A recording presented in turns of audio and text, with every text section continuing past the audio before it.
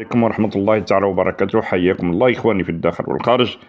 3 لاعبين لو كان ينجحوا مع المنتخب الوطني ويعتمد عليهم المدرب خلال هذا المشوار، راح المنتخب الوطني يصبح رقم صعب في إفريقيا، أو ربما يصعب الإطاحة به في إفريقيا، ويكون ربما من بين ال3 أوائل في إفريقيا، خاصة خلال هذه العشرية. 3 لاعبين هذو لي 3 جوار. أولهم لاعب كبير وتعرفونه، هو الحاج موسى. تشعر بأنه يتطور وبأنه يقدم تضحيات كبيرة باش يتطور وباش ينجح. هذا اللاعب حاج موسى يواصل التألق في أوروبا، وهذا الأربعاء خلال اليوم السادس من دوري أبطال أوروبا سجل هذا الموهبة هدف رائعا سمح للفريق تاعو فاينورد باش يتقدم بشكل مريح ب3-0 على سبارتاك براك. وجاء الهدف هذا اللي سجلوه جاء في الدقيقة 30 من الشوط الأول، وهي اللحظة الحاسمة التي ساهمت في سيطرة فريقه بشكل كامل على اللقاء.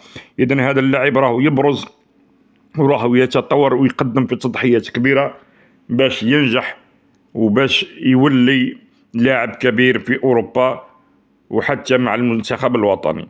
وبهذا الهدف الجديد اللي مركاه يرفع الحاج موسى مجموع أهدافه هذا الموسم إلى 6 أهداف. هذا العام سجل 6 أهداف، وهو رقم قياسي بالنسبة للاعب مثله قادم جديد ومثير للإعجاب. وهذا الأهداف سجل 3 منهم في أوروبا، وسجل كذلك 3 منهم في الدوري الهولندي، مما يأكد هذا على قدرته، يعني هذا اللاعب على قدرته في التألق على الساحة الأوروبية.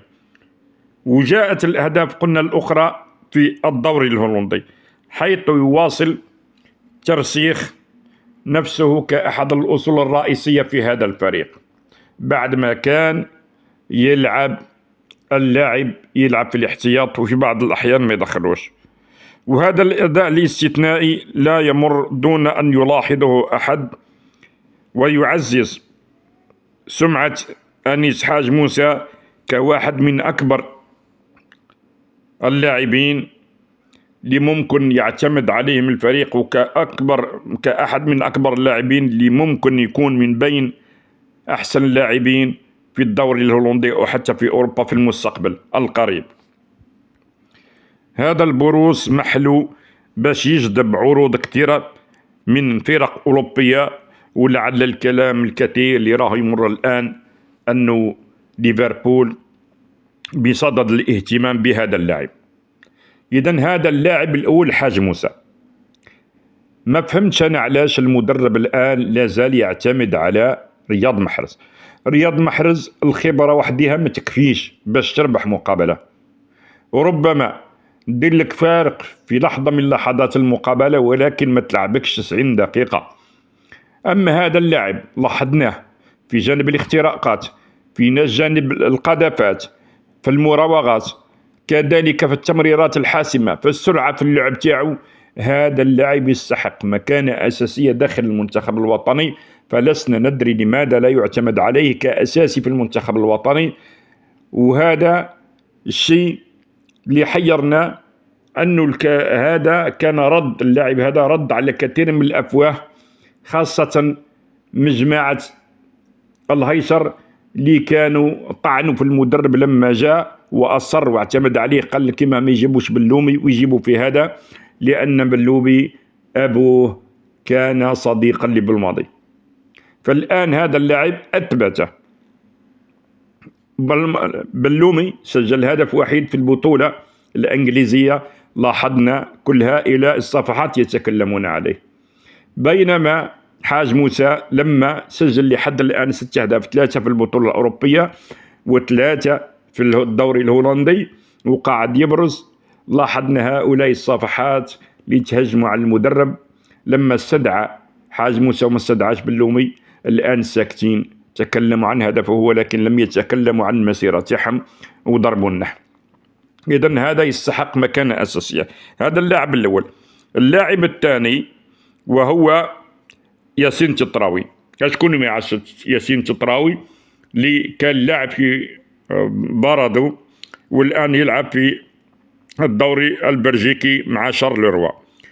ياسين تطراوي سبق وأن قلت أو سبق وأن ذكرنا أن هذا اللاعب خرج من مركز تكوين من بارادو، وهو أفضل بكثير. يعني الملاحظ لهذا اللاعب وراح يثبت نفسه في المستقبل مع هذا الفريق بعد ما احترف الآن، يعتبر أفضل من قندوسي التي يستدعى في كل مقابلة، وأفضل من ثلاثي خريج بارادو، أفضل من بوداوي ومن قادري وزرقان مجتمعين. ياسين تطراوي بالنسبة لي هو أفضل من هؤلاء اللاعبين، من قادري ومن زرقان ومن بوداوي. هذا اللاعب بإذن الله راح يبرز الآن لما احترف في شارلروا، وبدأ الآن يدخله كلاعب أساسي وراه يقدم في مستوى كبير.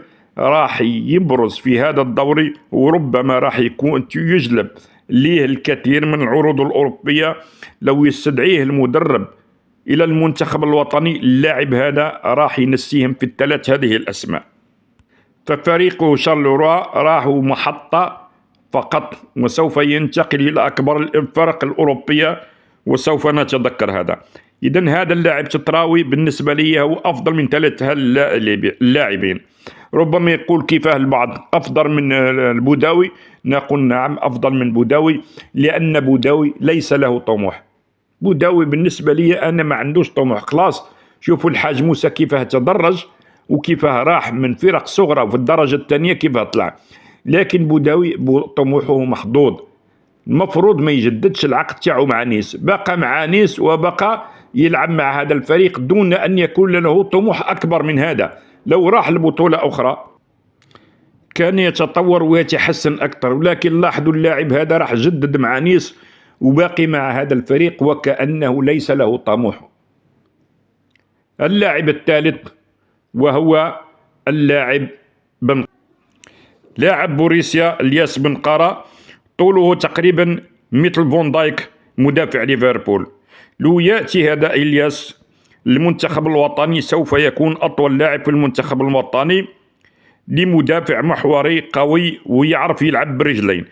مدافع محوري، وخاصة نحن نعاني في هذا المنصب، ويلعب برجليه في زوج.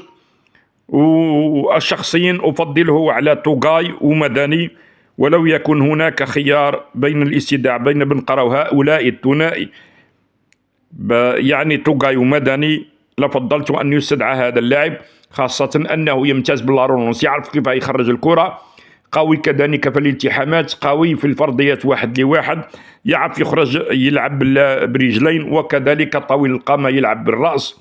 وهذا بالنسبة لي اللاعب أحسن، حتى وإن كان يلعب في الرديف، إلى أنه أحسن من اللاعب توغاي ومدني.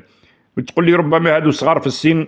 لاحظنا البارح البطولة دوري أبطال أوروبا 17 سنة راهم يلعبوا، ولاحظنا في بوروسيا 18 سنة و20 سنة و19 راهم يلعبوا في مقابلات كبرى ويؤدي في مستويات كبيرة. فمدوا لنا رأيكم في التعليقات حول هؤلاء اللاعبين، وهل لهم مكانة في المنتخب الوطني أم لا.